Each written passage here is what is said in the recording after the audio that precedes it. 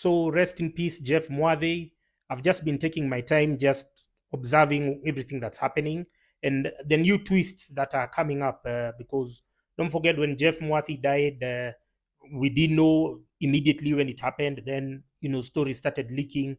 Kenyans on TikTok, amazing guys. I think Kenyans on TikTok should inherit the KOT title because the Twitter guys have been infiltrated. I mean, you go to Twitter, you just see the same manufactured hashtags, the same recurring, repetitive every day.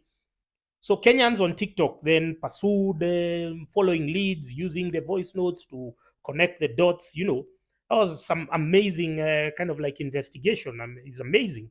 It's amazing that our DCI did not move sooner or quicker. So my context and I'm just seeing a convergence between what is happening and the waning fortunes of the political establishment, be it whichever side you want to imagine it is. Because here we have Samidoh. Samidoh has no known talent, not for composing, not for what. In fact, if you speak to majority of Kikuyus, and I mean by 99.99%, none of them can name a single song of his, a single album, can show you a copy of his album, a copy of his music. So, this fame that was imposed on the community, on the Kikuyu community, people don't know where it came from and who is profiting for it.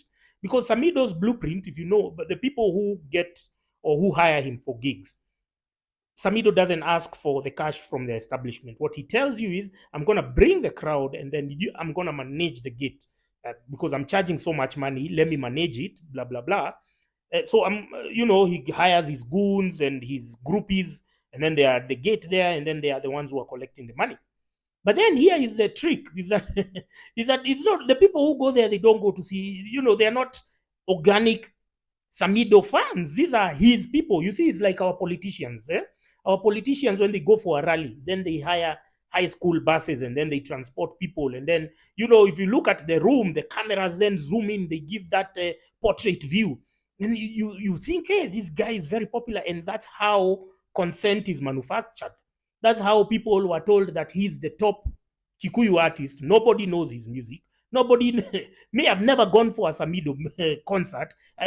I've never even been anywhere where he's playing. So I'm wondering, why is he always being bombarded, thrusted down our throats that he's the top Kikuyu music artist? Our culture is being appropriated for the benefit of those headlines. And if you notice, Samidoh is never making headlines for his music, for his immense talent in composing or his arrangements, his vocal cords. Yeah, he's not famous for that. He's famous for drama, sideshows, chicks, baby mamas, I don't know what.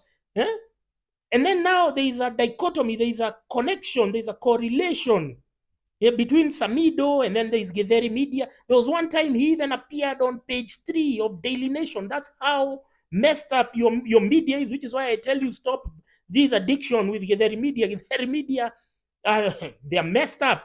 This media environment is toxic. I think John Alanamu did a thread about it, that nobody cares about media anymore. When the political establishment is trying to attack them, nobody is defending them like it used to happen 20, 15 years ago. So anyway, then there is a politics. There is a connection with politics. You're seeing there is this unholy alliance between Samidoh, his musicians, and the politicians. You understand? And the mainstream politicians, yeah? And so you understand this is how consent has been manufactured. This is almost like our political establishment right now. UDA won the elections with 7.2 million votes. Kenya Kwanza, and then these other ones they vote. They had 6.9, but the people who boycotted the elections are 8 million. So, and nobody is regarding them in the national conversation. Nobody cares about them. Githeri Media and those two political factions, they are stuck in an echo chamber where they are talking to themselves. And don't forget, even for those 8 million people who boycotted the elections, there is still another 4 million who boycotted to register as voters. They are eligible, but they boycotted. So this is how consent has been manufactured everywhere in the country. So we have this Samidoh character who says he's the most popular, and then we have Kameme and Inoro. Those are the most toxic news outlets. In fact, The person who wants to help Mount Kenya, the person who wants, you should go and have what you call you have an alarm in Kameme and Inoro, and then you have an alarm there, and then you get KDF to come and bomb those buildings, because those two news outlets have just done a disservice to our culture, to our community. They are the ones who've imposed. You've seen, the other day you saw Kemani Ishongwa, he was almost crying when Francis Gashuru was leaving TV, because you see it's a conveyor belt of the same, it's a cesspool huh, of the same rubbish politicians who are interviewed there. They have no new concepts. They've misrepresented our community and our culture, because there is more to being a Kikuyu, more than all that music that is spinned by Samidoh. There's a higher purpose, a spiritual purpose of being a Kikuyu. And people have misconstrued that fluency in Kikuyu, fluency in disposing and dispensing the idioms like Mwangi Kionjori, that it then means that you are closer to the culture. No, we have people who are doing it in English, but they are more Kikuyu than those degenerates who are exploiting Kikuyu for personal gain. The accounts here are amazing ones. I see one which focuses on the Larry massacre, is still on TikTok. There's Digital Mau Mau. There are people who are discussing about our culture and our history from the context, through the lenses of colonialism, religious brainwashing. You understand? So everyone has just been wondering, who is this Samidoh character?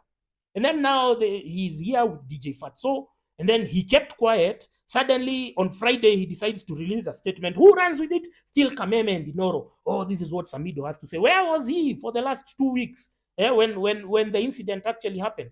And then now everyone is pretending to move fast. Then the DCI are being ordered. So people don't understand that the members of the Kikuyu community know very well that this case will not go anywhere. They know that we are dealing with a very connected people who are part and parcel of the rotten political establishment, who benefit from it. We also have a diaspora component, because you have somebody like Suga Shambe.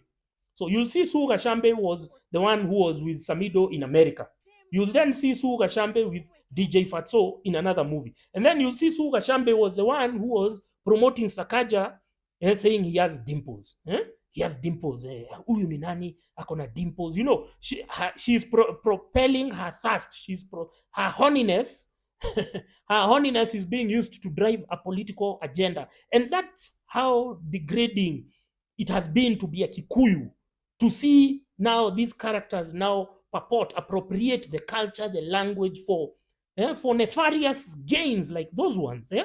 So everyone knows that this case might not go anywhere.